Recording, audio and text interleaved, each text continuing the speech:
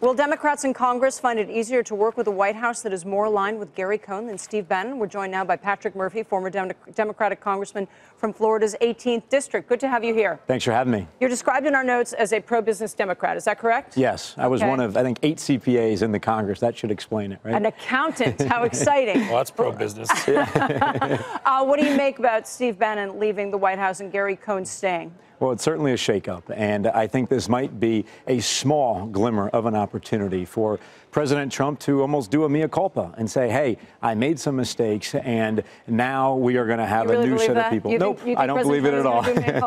I don't believe it at all. But if there is a glimmer of hope for getting tax reform done, for getting infrastructure done, it's going to have to be that mea culpa from him. What if it's just basically less dysfunction and a more disciplined White House?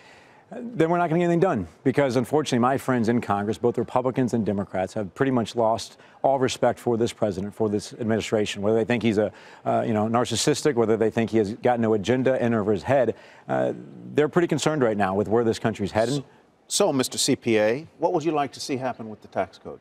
Well, you're never going to get all sides to agree, but it starts by finding that middle ground. And I believe we need comprehensive reform. Unfortunately, I think what we're going to see, if anything at all, is going to be minor cuts, probably for the top 1%, maybe some business cuts.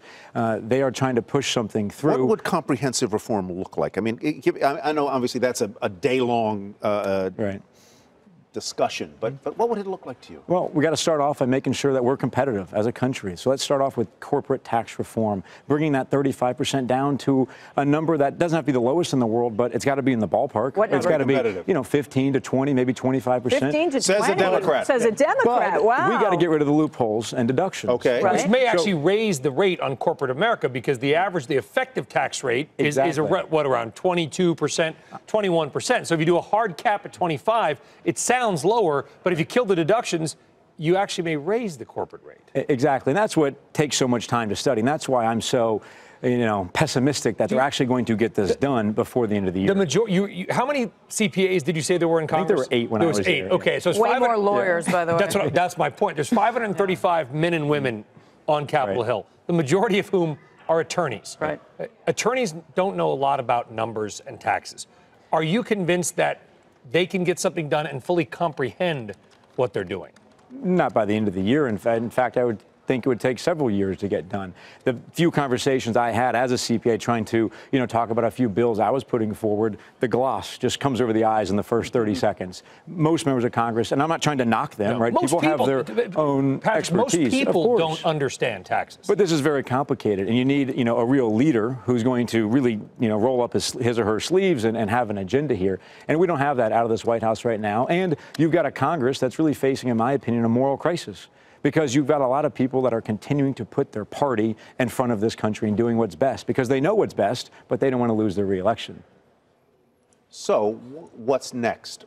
Do you give a high possibility that there'll be a good tax reform bill, or lower taxes between now and the end of the year, or not? I'd say low possibility. If anything passes, in my opinion, it's going to be under reconciliation in the Senate, which means 50 votes.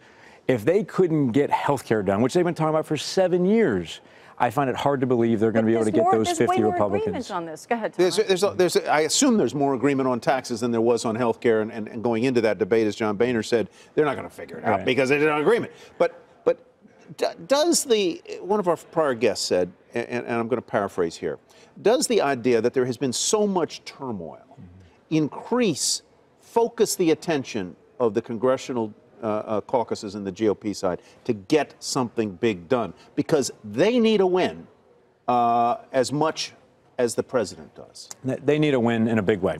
And if I had to speculate, if they get anything done, it will be what I said earlier, and that is tax cuts for maybe some corporations, perhaps, some individuals. It will be minor. It will be for a few years. They can't pass anything under reconciliation that raises the deficit right over that 10-year period. So it's got to be temporary, and they're probably going to have to try to find some offsets, since they didn't pass the ACA cuts, the 800 or so, billion dollars there. But I like what you're saying, because you're resetting the bar, Patrick. You're saying to the people, there's a chance tax reform is going to get done, but you've got to give it time. And tax cuts. And we live in the 24/7 news cycle, the immediacy of Twitter, everything else. How do you tell the American people, the Republican Party especially, we're going to get it done, you just got to be patient, because patience is one thing this country no longer seems to have a lot of.